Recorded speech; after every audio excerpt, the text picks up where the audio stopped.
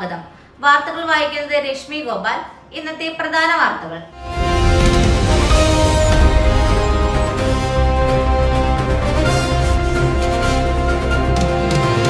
ചിറയൻകീഴിൽ ബാലന്റെ മരണം. DMOക്ക് റിപ്പോർട്ട് സമർപ്പിച്ചു. തിരുവനന്തപുരം ചിറയൻകീഴിൽ പാമ്പുകടിയേറ്റ് 8 വയസ്സുകാരൻ മരിച്ച സംഭവത്തിൽ താലൂക്ക് ആശുപത്രിക്ക് വീഴ്ചയില്ലെന്ന് സൂപ്രണ്ട് DMOക്ക് റിപ്പോർട്ട് നൽകി. രക്തപരിശോധനയിൽ പാമ്പുകടി സ്ഥിരീകരിക്കാൻ കഴിഞ്ഞില്ലെന്നും ആന്റിവെനം ആവശ്യത്തിന് ഉണ്ടായിരുന്നുവെന്നും അധികൃതർ വ്യക്തമാക്കി. ആരോഗ്യനില മോശമായതിനെ തുടർന്ന് കുട്ടിയെ മെഡിക്കൽ കോളേജ് ആശുപത്രിയിലേക്ക് റഫർ ചെയ്തതായും റിപ്പോർട്ടിൽ പറയുന്നു. എന്നാൽ ആശുപത്രിയിൽ ആവശ്യമായ പരിഗണന ലഭിച്ചില്ലെന്ന അച്ഛന്റെ പരാതിയിലാണ് DMO വിശദീകരണം തേടിയത്. വിഷവാത ലക്ഷണങ്ങൾ ഉണ്ടായിട്ടും തിരിച്ചറിയുന്നതിൽ വീഴ്ചയുണ്ടായെന്ന ആരോപണവും ഉയർന്നിട്ടുണ്ട്. തൃശൂർ പൂരം ആന എഴുന്നള്ളത്തിൽ കൂടുതൽ നിയന്ത്രണം ഇല്ല.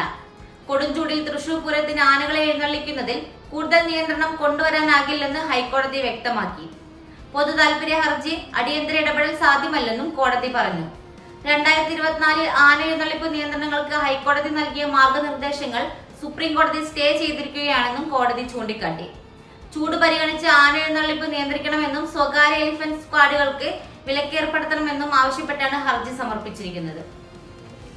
തിരുവനന്തപുരം നഗരസഭ ഭരണോത്സവം മൂക്കുപൊത്താതെ നടക്കാൻ കഴിയില്ല. BJPക്കെതിരെ രൂക്ഷ വിമർശനവുമായി വി ശിവൻകുട്ടി. ശ്രീലേഖയ്ക്കെതിരെയും പരിഹാസം. തിരുവനന്തപുരം നഗരസഭയിലെ BJP ഭരണത്തെ രൂക്ഷമായി വിമർശിച്ച് വിദ്യാഭ്യാസ മന്ത്രി വി ശിവൻകുട്ടി. നഗരസഭാ ഭരണം ദുസ്സഹമെന്നും മൂക്കുപൊത്താതെ നഗരത്തിലൂടെ നടക്കാൻ കഴിയില്ലെന്നും ശിവൻകുട്ടി വിമർശിച്ചു.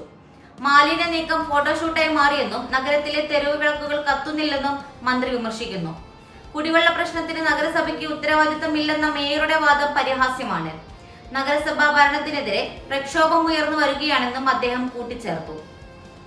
മുണ്ടത്തിക്കോട് വെടിക്കെട്ട് അപകടം. ദുരന്തഭൂമിയിൽ നിന്ന് വീണ്ടും ശരീരഭാഗങ്ങൾ കണ്ടെത്തി. തൃശൂർ മുണ്ടത്തിക്കോട് വെടിക്കെട്ട് ദുരന്തഭൂമിയിൽ നിന്ന് വീണ്ടും ശരീരഭാഗങ്ങൾ കണ്ടെത്തി. ഒരു തലയുടെ ഭാഗവും കൈയുടെ ഭാഗങ്ങളുമാണ് ലഭിച്ചത്. അപകടം നടന്ന സ്ഥലത്ത് നിന്ന് 400 മീറ്റർ അപ്പുറത്തുള്ള പറമ്പിൽ നിന്നാണ് തലയുടെ ഭാഗം കണ്ടെത്തിയത്. 1 കിലോമീറ്റർ അകലെ നിന്നാണ് കൈയുടെ ഭാഗങ്ങളും കണ്ടെത്തിയത്. ഇവ തെരുവ് നായ്ക്കൾ കൊണ്ടിട്ടതാകാമെന്ന് സംശയിക്കുന്നത്. മുണ്ടത്തിക്കോട്ടെ പാടശേഖരങ്ങളിൽ 2ഇടത്തു നിന്ന് കൂടി ചെറിയ ഭാഗങ്ങൾ കണ്ടെത്തിയിട്ടുണ്ട്. ദുരന്തഭൂമിയിൽ തെരച്ചിൽ തുടരുകയാണ്. ആ 6 പന്തും ഞാൻ നേരിടാം. സഞ്ജുവിന്റെ ഗെയിം അവയർനെസ് വെളിപ്പെടുത്തി അക്കീൽ ഹുസൈൻ. മുംബൈ IPL പോരാട്ടത്തിൽ മലയാളി താരം സഞ്ജു സാംസന്റെ ഗെയിം അവയർനെസിനെ പ്രശംസിച്ച് അക്കീൽ ഹുസൈൻ. സെഞ്ചുറിക്ക് തൊട്ടു മുമ്പ് ആ 6 പന്തും ഞാൻ നേരിടാമെന്ന് സഞ്ജു പറഞ്ഞതായും അക്കീൽ വെളിപ്പെടുത്തി. വിക്കറ്റുകൾ തുടരെ വീണ ഘട്ടത്തിൽ സ്കോർ 160-170 ഒതുങ്ങുമായിരുന്നെങ്കിലും സഞ്ജുവിന്റെ കൃത്യമായ കണക്കുകൂട്ടലും ക്രീസിലെ സാന്നിധ്യവും ചെന്നൈയെ 200 കടക്കാൻ സഹായിച്ചു. മുംബൈക്ക് 5 പ്രധാന ബൗളർമാർ മാത്രമാണുള്ളതെന്ന് മുൻകൂട്ടി കണക്കാക്കിയ സഞ്ജു 6ാം ബൗളറെ ലക്ഷ്യം വെച്ച് ആക്രമണാത്മകമായി ബാറ്റ് വീശിയതായാണ് മത്സരത്തിലെ നിർണായക വഴിത്തിരിവായതെന്നും അക്കീൽ പറഞ്ഞു. ഇതുപോലുള്ള ന്യൂസ് അപ്ഡേറ്റ്സിനായി വിപ്ര ന്യൂസ് സബ്സ്ക്രൈബ് ചെയ്യൂ.